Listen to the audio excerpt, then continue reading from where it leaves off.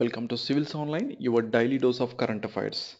So this is part of Civils exam current affairs series, and this is your daily dose of current affairs. And this is for the date Wednesday, 17 February 2016. So reading a complete newspaper can be hectic and time consuming. So here are the excerpts of today's important news items that are relevant to civil service preparation and in the format needed for it. Each day, one or two topics are selected, and it is called topic of interest, and which is discussed in detail with case in point and important terms to give you what exactly you need to focus upon. So, coming to today's topic of interest, it is bad loans. Supreme Court wants Reserve Bank of India to name defaulters. So, this issue is about bad loans, non-performing assets of the public banks. So Supreme Court asked RBI to provide the list of companies which have defaulted on bank loans worth over 500 crore. So these loans were earlier restructured under corporate debt restructuring schemes. So while passing orders, the court took note of the media reports about the bad loans and the inability of the banks to recover them. The Indian Express newspaper recently reported that 29 state-owned banks have written off rupees 1 lakh crore as bad debts over the last 2 years, which is very much alarming. So this is about the news, and then what is the case in point? What we need to know from civil's point of view. So what is the background of this issue? So the Supreme Court's directive comes amid high-end concerns over a sharp increase in bad loans in public sector banks. Yes, so that has led many lenders, all these banks, post big losses in December quarter. So that's the reason the Supreme Court alerted.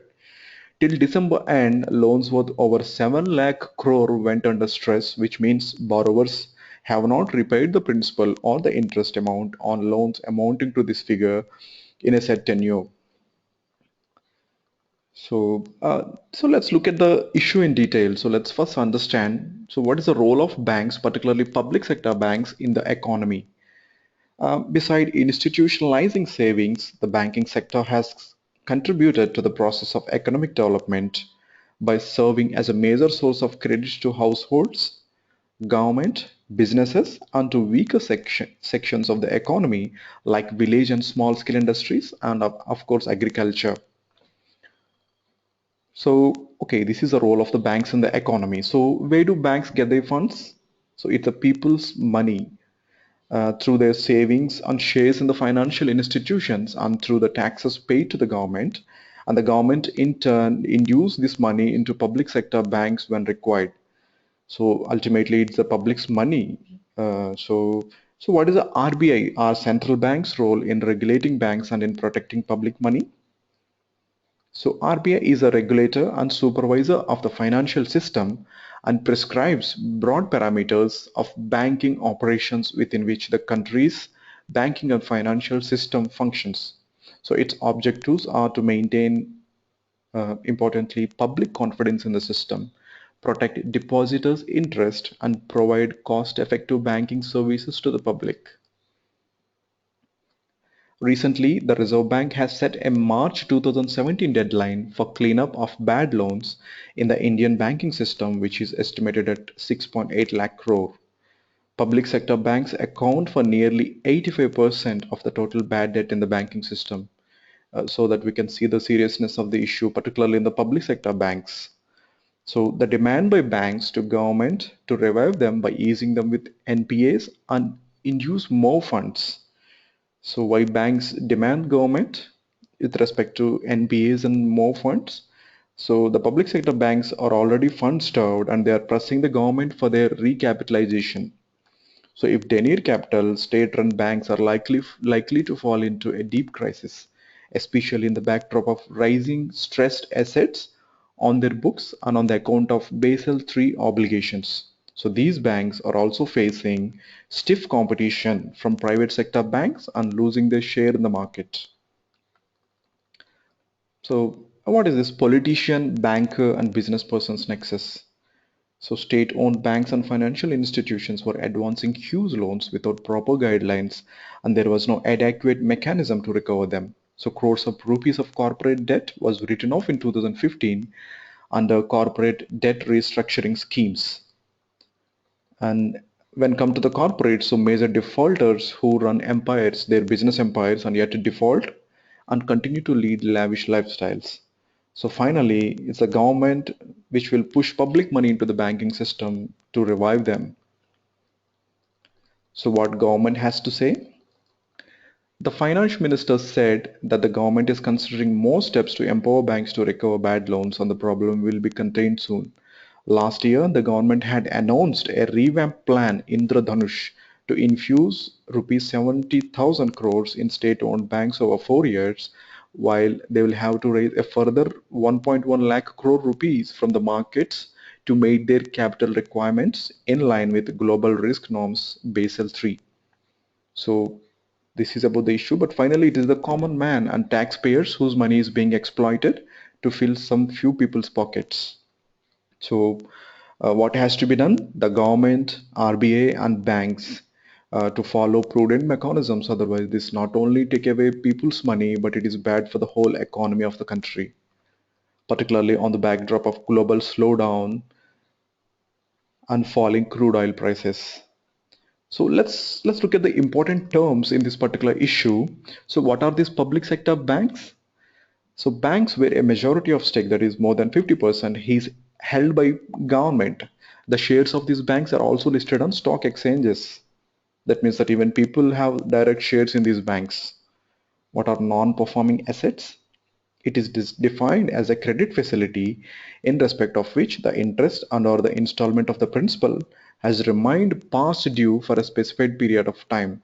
So in simple terms, an asset is tagged as a non-performing when it ceases to generate income for the lender, for the bank.